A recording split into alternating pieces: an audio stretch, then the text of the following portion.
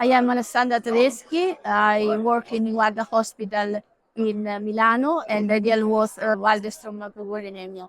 In this moment, we are in Prague at the international workshop on Waldenström. One of the matter of discussion in this moment is whether BTK should be used in first-line treatment. Of course, immunotherapy gives good results and they are fixed duration treatment. But still, I think there is a place for BTKs in first line. We have to think also at the patient's characteristics we are treating.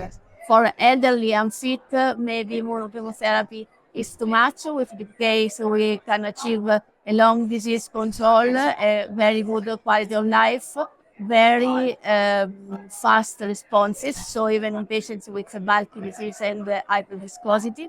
And the other matter is patients at high risk with 70p deletion and T53 mutation. This is a population that may benefit of BTKs for sure.